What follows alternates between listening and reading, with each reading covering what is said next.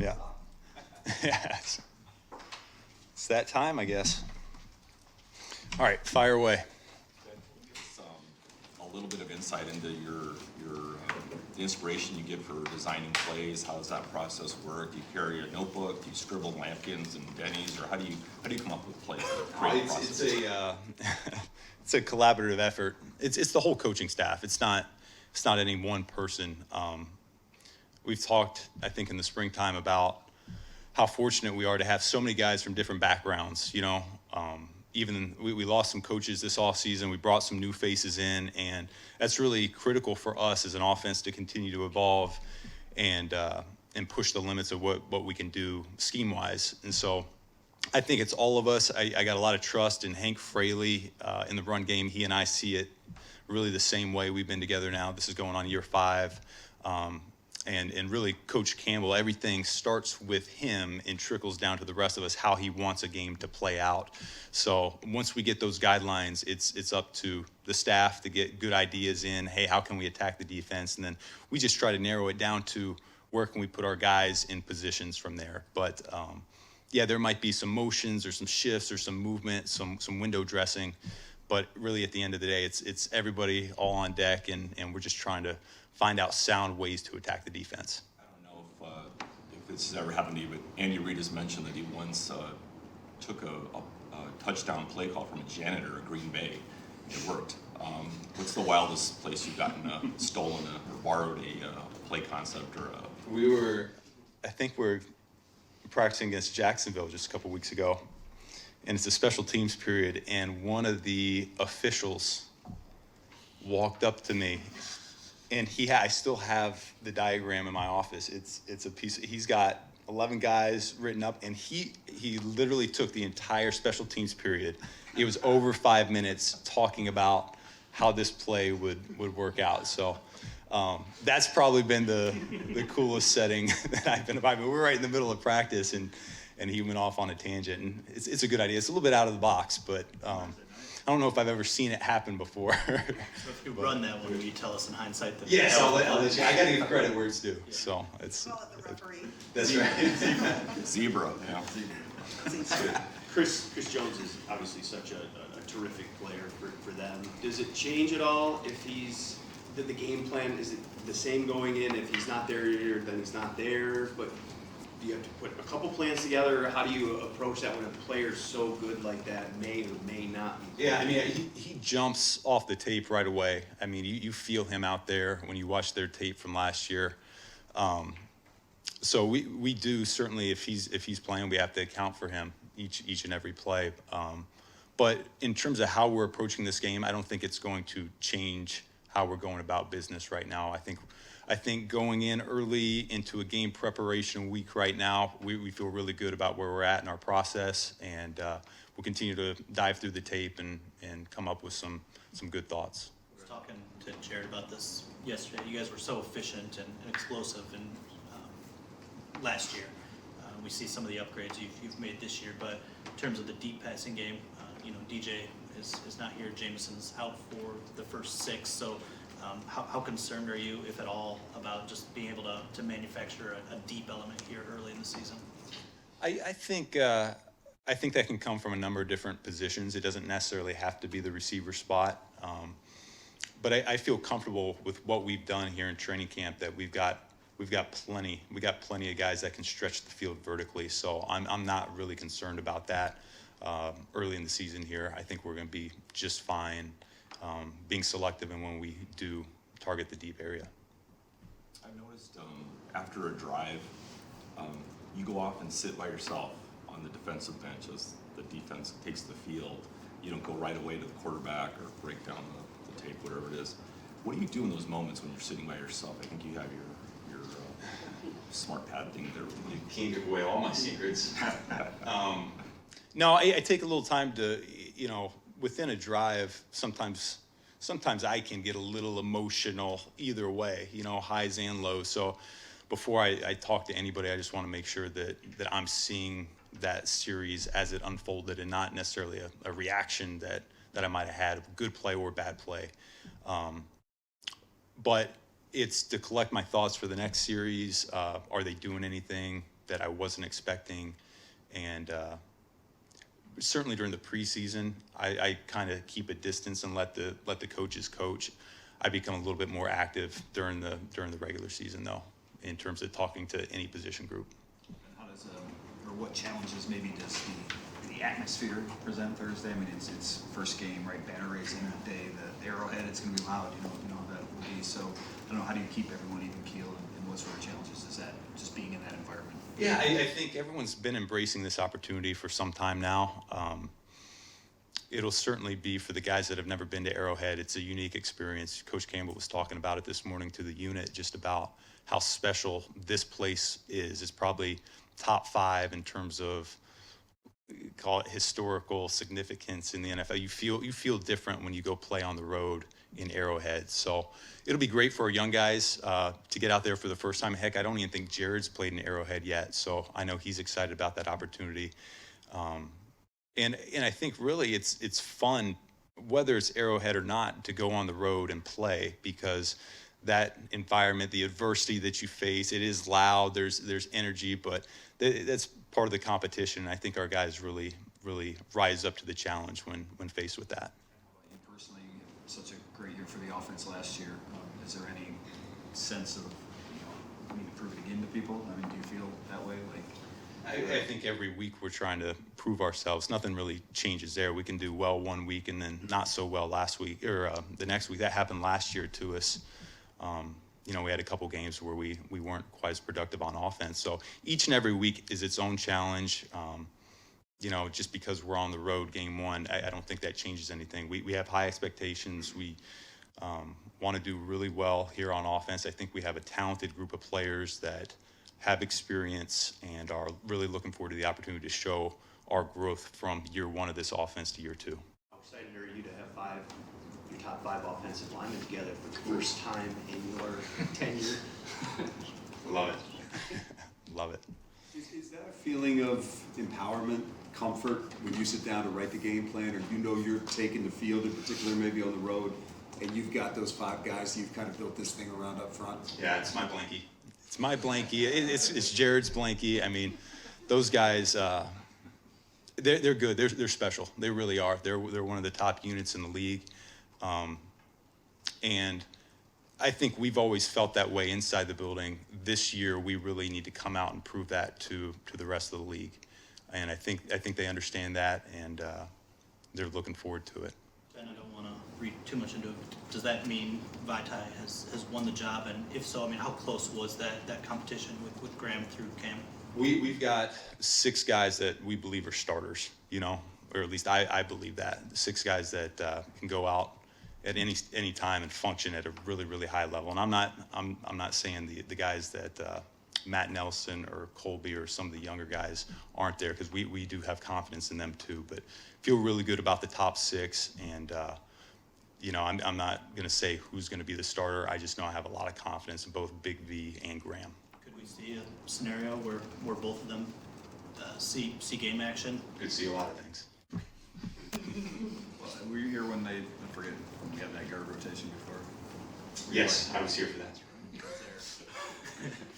We scratched our heads at that. I don't know, what did you learn from that experience, I guess, about, rotating pieces on the offensive line? Yeah, I think it is a challenge to get in a rhythm when you're getting in and out of series. But, these guys are professionals, so when their number's called, they're going to be ready to go. I was talking to Dan yesterday and asking him about the job you've done as a coordinator. I think he talked about essentially how you work holistically with the team, defense, offense, special teams, that all works together. But he also said you have room to grow. I mean, who doesn't? But where do you think you have the most room to grow as a coordinator, but just in general as a football coach as well? That's a good question, and that's I like to keep some of that close to the vest, to be honest with you. I'm learning every single day from the people I'm around. It doesn't matter if you're a player or a coach, and to me, that's what makes coming to work so much fun.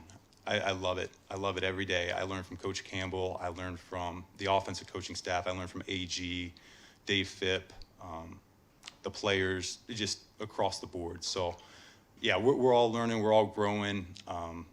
I'd like to think I'll be better this year than I was last year, but I know that I'll also make some mistakes, and the guys around me are going to have to compensate for that.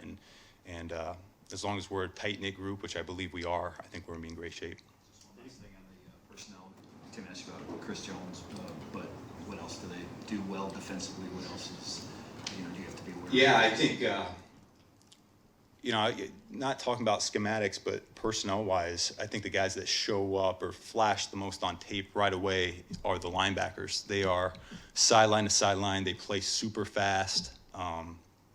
32, I think, is probably one of the more underrated linebackers in the NFL. He's doing a really nice job. 50 shows up. Their back end has been really stingy in terms of limiting explosive plays. And so I think we got our hands, or we got our work cut out for us, to be honest with you, trying to find some of those explosives, particularly in the passing game, because they do such a good job limiting those. And then up front, they're a little bit different than what they were a year ago. Some guys have left via free agency, so we'll get a feel for them as it goes. But they have some young talent up front that maybe there's not a ton of film on right now. Said you're always learning from the people around you. You added a natural leader to the staff in Scotty Montgomery. What has he brought to the table for you specifically? Shoot, man, it's former head coach experience, former coordinator experience, and I think he's a hell of a running backs coach. So it's been everything from presentation to being demanding with the players to schematic ideas that maybe I haven't been around before. So he is a very well-rounded individual. Sticking with the running backs, your duo did not get a chance to take the preseason field. We saw flashes of Gibbs, but we didn't get to see Montgomery and Gibbs. What type of litmus test is this going to be for them against Kansas City when they both take the field for the first time together? I think we've seen, within our own setting, I think we've seen a lot of them, and we know what we're going to expect out of both those guys. I think they are yes, they are complementary backs. What Five does well, Gibbs might not do as well, and vice versa. But I think they are both very versatile. So we might use Gibbs in some ways that people don't quite think we might, or Montgomery the same way. So I'm really excited to see what they can do out on the field here this week, but we're going to use them all over the place. Thank you.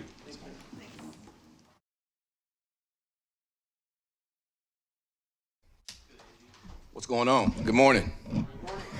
All right. New year, new opportunity. No better place than to start against the Super Bowl champs at an iconic venue like Arrowhead. So we're all excited. Looking forward to the competition. How long have you been thinking about this game, AG? I don't want to say this game in general, but just getting another chance to just go out and play as a defense, especially with the players that we acquired during the offseason. So honestly, it doesn't matter who we play. It's just a fact that we get a chance to go out and play with the new players that we got. Where do you think you're a better defense this day versus where you were sitting this day last year? I would say this. Every time we go out and get a chance to practice, I feel like we get better. I think personnel-wise, we have some different pieces that allow us to do different things. So if you want to say that's better, I mean, that's fine. But I do know this, that we have a lot of versatility in who we got. We got players that's really grown from year to year. And the new players we got, they've really bought into what we're doing. And some of those guys, I already know what they can do. So they fit exactly what we're trying to do.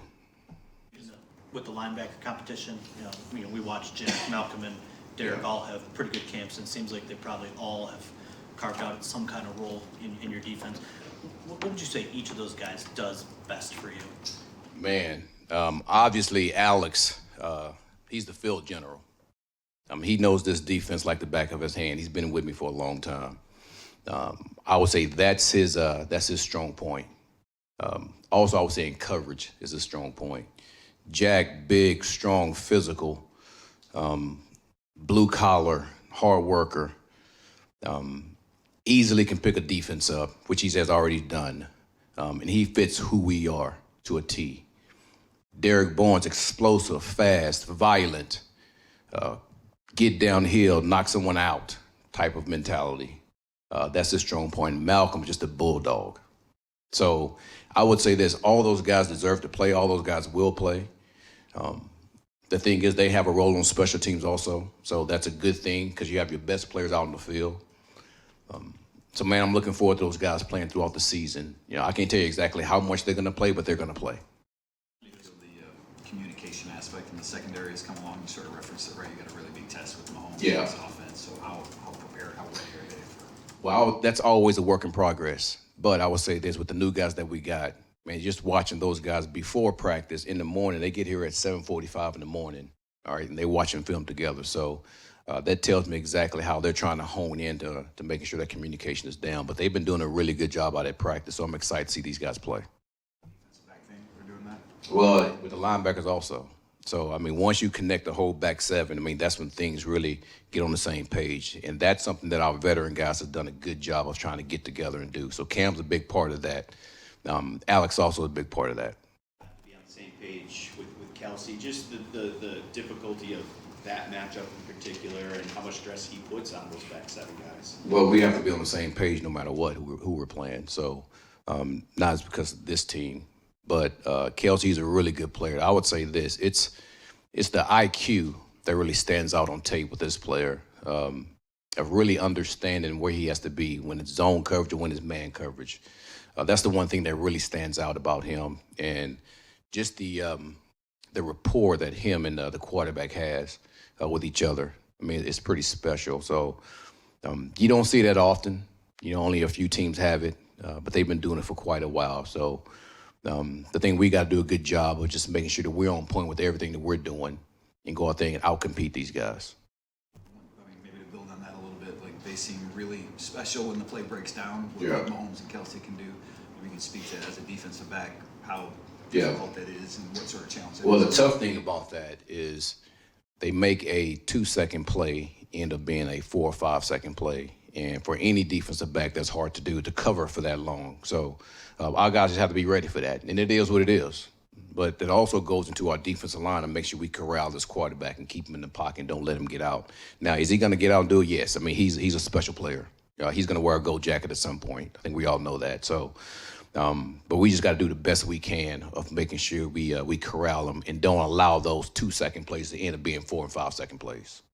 On the outside, kind of feels like Charles Harris might be the forgotten guy of the group. Obviously, though, he's going to play an integral role into what you do. So what do you like about what he does, and what will he be doing on game day for you? Well, he's never been forgotten by us. We know how special he is as a player, and more than that, just as a person, and what he brings to our team. He's quiet, but when he speaks, people listen. And that's the good thing about Charles. And when you go out there and watch him practice, man, it's all out every time. So looking forward to him getting back to his 21 form. And I expect him to do that.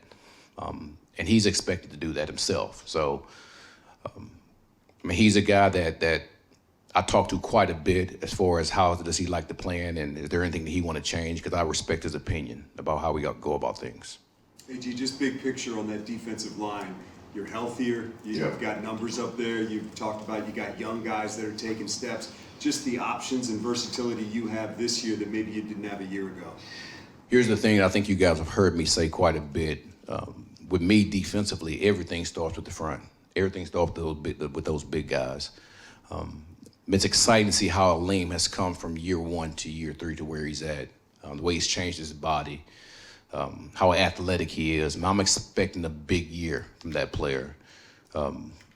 Bugs, Benito, those guys, big, strong, physical guys that we need to play the way that we need to play up front.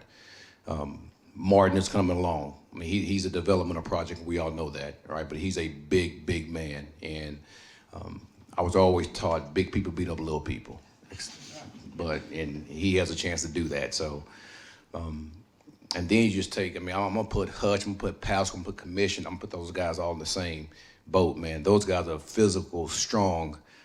They play exactly the way I want those guys to play. And that's the one thing that from training camp that we did a really good job of just going out there and being physical and being violent and just like trying to control the front in totality. And those guys did a good job of that. We saw with Brian Branch how he progressed all training camp. What can we Yeah. expect from him week 1? To be a damn good player. I mean, we knew that when we drafted him, so it wasn't a surprise, the things that he's done. I mean, we see him do it at Alabama the whole time, so it's the reason why we had him graded that high. You just touched on the versatility. I'm curious, does that change your starting point for formulating a game plan, maybe allow you to be more creative? Well, the game plan always starts about who they have, and to your point, you're right, because you want to put guys in certain spots to be successful. And we as a staff know exactly what our guys can do. The thing is what their guys can do, and then be able to find the right matchup to put those guys in good position. So that's the first thing we do when it starts the game plan. Is it challenging as a coach, AG? I mean, not just matching up, but making sure guys get in at the right time, establish rhythm when you have that kind of depth. Is that a different kind of challenge for you as a coach? Yeah, because you want all those guys to play. When you start having really good players, man, you want to get them on the field as much as you can. It's only 11 of those guys can get out there, so. But the thing is, we do have different packages to get different guys on the field, and like I said with the linebackers, those guys are going to play. I can't tell you when, but they're going to play because they're good enough to play. So each week we try to formulate packages to make sure those guys get a chance to get out there, and we'll do that this upcoming game. The Chiefs have a new offensive coordinator, and after Mahomes and Kelsey, they've got weapons, but they're a little less established or less known. What kind of challenges does that bring to you preparing to game plan for these guys throughout It's the the same thing that they said last year. They won the Super Bowl. So it doesn't matter with that staff, with that head coach. I mean, they have a way of going about things, and they always do a good job. So the X's and O's that they have, with the pieces they have, I mean, they'll figure out a way to do a good job, and we'll be up for the challenge.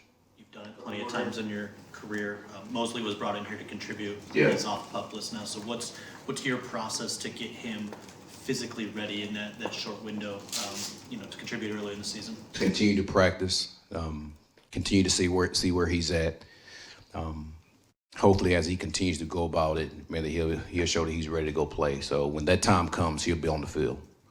What does it mean just for your defense to be at this stage, NFL season opener against the defending champs like you referenced? What kind of any chance for them, I guess, to show who they really are against a really good offense? I don't know what it is. Here's where I talk to the defensive ball. I talk to them about it all the time. And I take my coaching hat off and put the player hat on.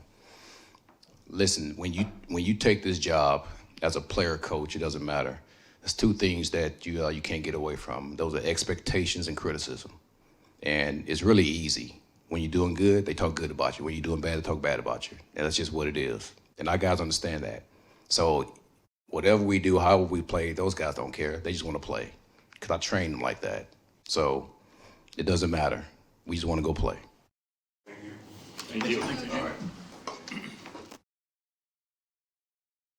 So you're starting to get a feel for what it looks like, and each week you're kind of getting an update on what it looks like, so you can start to kind of develop some ideas, and then at the end you have probably a handful of question marks, and you have plans and then contingency plans, and if this guy makes it and this guy doesn't, or if this guy's active on game day and this guy's not, then what would it look like? And then the final cuts happen and it all gets real, and then it's like, okay, now, we're down to that, and now you're looking more at the 48 and the game day and that whole thing, and do we bring anyone up from practice squad, do we not?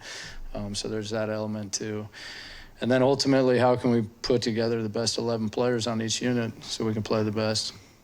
I know you've only kind of seen the preseason with it, but do you have a feel for what this kickoff change with the fair catch will do to strategy and how people will play it? Yeah, it's a very good question. I think, now that we have some more information than we did, the preseason's not super indicative because a lot of people are working return game and they're returning the ball no matter where it goes, and they're bringing it out of the end zone when they wouldn't in the season, stuff like that. Teams are laying it up, trying to get returns so they can get coverage work. But there was a handful of squib kicks out there, and I think we have more information on what that looks like and those plays that we think are good ideas. I do not think that it's going to change it as much as some people think. I think I said that in the offseason. I think it'll look fairly normal. Now, there may be some teams that are a little bit more, hey, let's take a fair catch and just give the ball to the offense at the 25-yard line. So I think there'll be a few teams that are a little bit more like that, but I think there'll be a lot of teams that aren't. it's never been a great idea to return the ball, when it's kicked deep in your end zone. So I don't think like that's going to change. If the ball's deep in an end zone, you're probably going to see more touchbacks taken in that. Just like it's always been. I do think that there's a couple situations that are going to change. For example, if they're kicking off from the 50-yard line, I think the return team, if the ball is kicked in the field of play past the 25, I think the return team's going to, and it's in the air, obviously, I think the return team will take a fair catch on that. That's one. I think late in the game, if you had like maybe your hands team out there and the other team was, thinking of kicking an onside kick, but there was enough time on the clock where it's like, well, maybe we try to pin them back there and play field position. We did that 2 years ago against Minnesota. Maybe we try to pin them back there and play field position and take advantage of the fact that they're in a hands look with all these guys up near where the ball is placed. And I think in that situation, if you kick the ball in the air, there's a good chance they're going to just fair catch that and take it at the 25. So, yeah, there's some situational stuff. And then, where the kickoff might change a little bit more is when you're looking at kicks with, 10 seconds, 12 seconds left in a half, maybe in the second quarter. And it's like you're trying to burn some time off the clock. From a kickoff standpoint, so that your defense isn't going out there with 12 seconds on the clock and the ball at the 25. You'd rather have them go ball at the 25 with 6 seconds off of that. So whatever that is, 19 or whatever. I'm not a math guy. I'll say that. Put some thought into this, clearly. But anyway, so yeah, I think there's some different situations that are out there that change. But I think just traditional play, I don't think it's going to change a whole lot. Hey, they're only 1/11th equation, I get that, but how settled are you with your return men, both kickoff and punt? And more specifically, I know you've talked about guys, bigger offensive or defensive roles, maybe change their specialty role. Cleef might be needed more on offense to start this year. Yeah, I think. Yep, I'm with you. I think it probably is needed more there. I would say I feel pretty comfortable in saying I think everyone kind of knows like Khalif is, our punt returner, and I would see him doing that.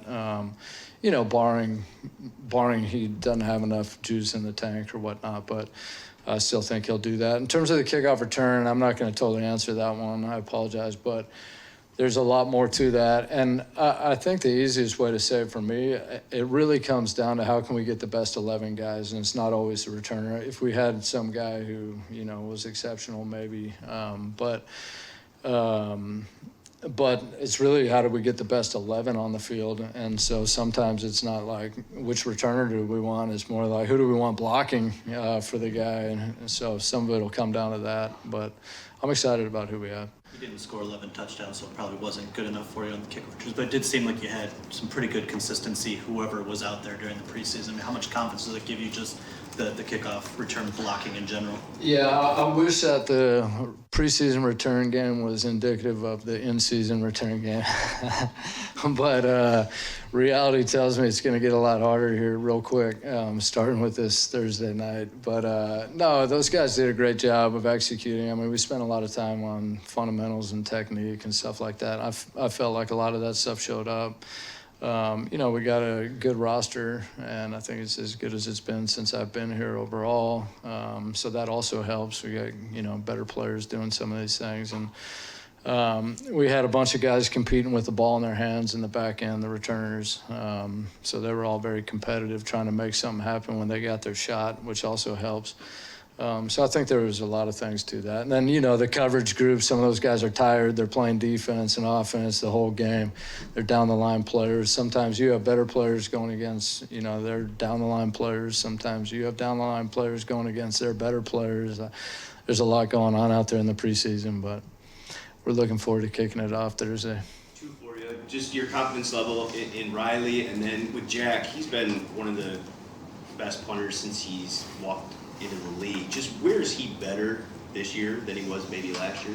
Yeah, Fox just continues to improve. Obviously he can do a lot, the punt stuff, but he's really improved as a holder significantly since the day I've gotten here, and that's been really positive. He puts a lot of time in that. He's gotten better and better in the situational kicks, like around midfield, balls on the -40, balls on the 50, balls on the +45. Some of those things, I think he's got more of a concrete plan in his head of what he wants to do and how he wants to do it. at the end of that preseason, that last preseason game, we hit a number of different kicks, knuckleballs, spinning kicks. So he's added some kicks to his arsenal that we feel good about. So yeah, he continues to improve. Obviously, he can throw the ball. We've all seen that.